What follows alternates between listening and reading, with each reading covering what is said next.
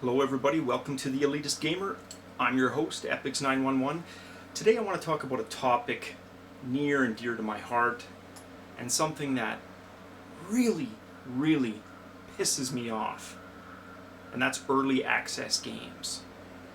Whether it's Starbound, whether it's Might and Magic 10, whether it's fucking Wasteland 2, and I'm going to get back to Wasteland 2. But before we get to that, let's rewind a little bit. So I'd mentioned in a previous video, I worked for Electronic Arts. I worked for Electronic Arts in the mid to late 90s.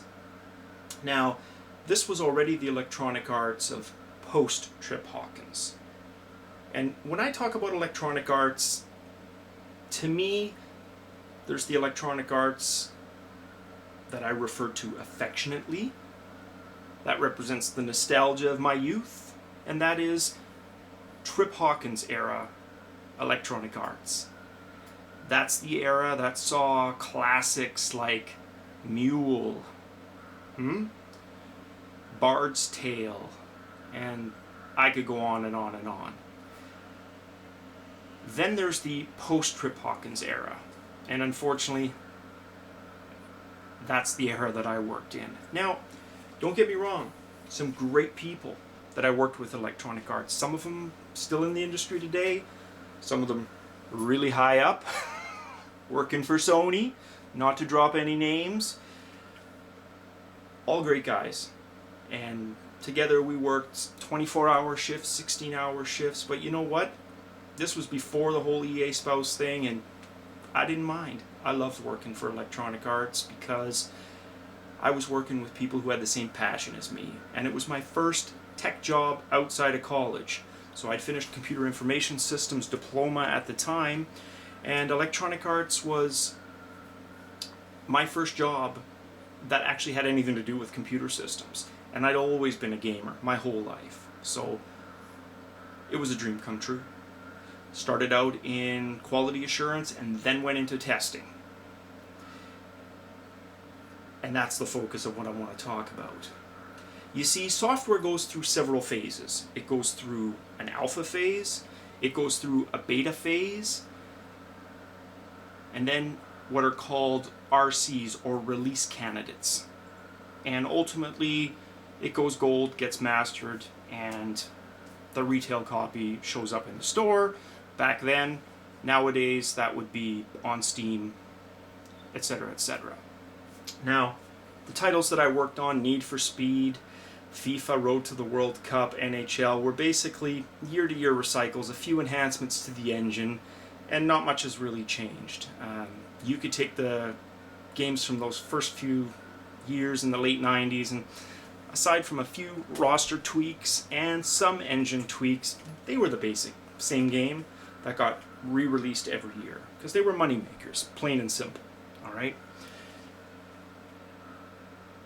A beta copy of a game is a game that has still an unacceptable volume of bugs. Everything from crash, kill the game instantly type bugs to cosmetic, polygon tearing, bitmap breaking type bugs. Sound effect glitches, things that wouldn't kill the game, but they're not exactly polished and you wouldn't really want it released with those bugs present, alright? And yet, we shipped games with game-breaking bugs based on how hard they were to recreate, etc., etc. So, yes, there's games to this day I can pull FIFA Road to the World Cup off of my shelf and crash it within a few seconds in several places. That's normal. And anybody who's tested a video game, as opposed to played a video game, would be able to do the same. So there's nothing special in that. That brings me to the present, and namely, early access fucking games. Here's where I get a little pissed off and ornery. Early access games, as far as I'm concerned, is just a fancy way of saying alpha copy of the game. I wouldn't even do the games the justice of calling them beta copies, because they're not. They're alphas. A beta copy is generally considered to be the full implementation of the game from start to finish with an unacceptable level of bugs. An alpha is almost like a proof of concept. It's a step further than proof of concept. It's the engine working, but you couldn't complete the game from start to finish, or rarely could you complete the game from start to finish. That's really what early access games are.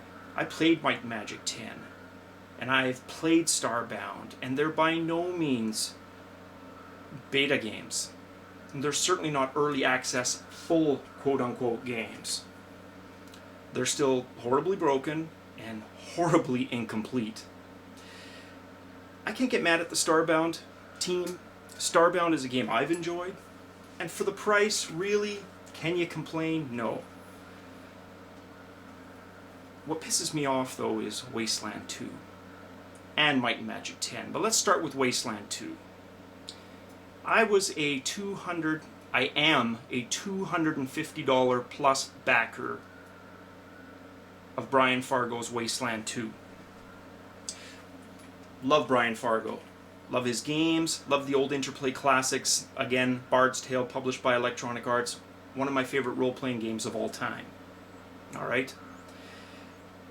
And I bought into Brian Fargo at his word when he came to the fans and said, look, I want to create a nostalgic turn-based RPG that brings that genre back to the tune of, like I said, $250. I wanted a digital copy. I wanted to get the old school box, right, where you get your cloth maps and your manuals. And I thought, okay, there's a chance I can get burned, but Brian's passionate. You remember that initial video? I don't think he's being dishonest with the fans, and I don't, still, even despite my anger, I don't think he's completely being dishonest with the fans. But I don't like the way they've gone about this, with this early access release, with keeping pledges active on the website.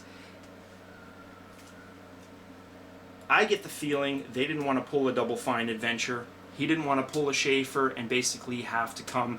Now I know he hasn't come for, Schaefer's version is he didn't come for additional money.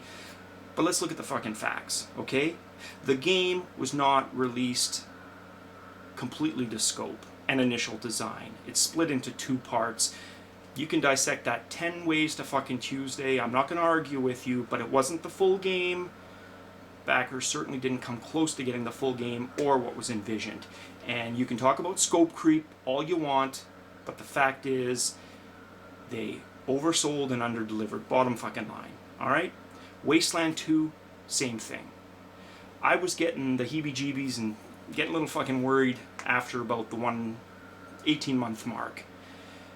When Brian released the Wasteland 2 beta, no, alpha, yes, I knew shit was smelling a little bad. Yeah, smelling really bad.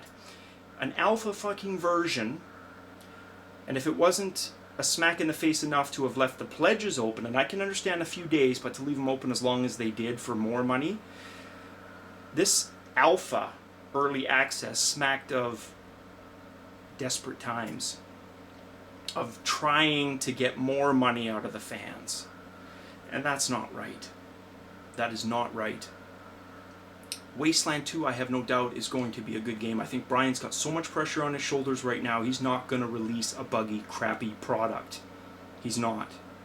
Okay? But I can guarantee you he's tapped. They're tapped. Or they wouldn't be doing the early access route. They ran out of money or came very close. But my guess, my gut tells me they're horribly over budget.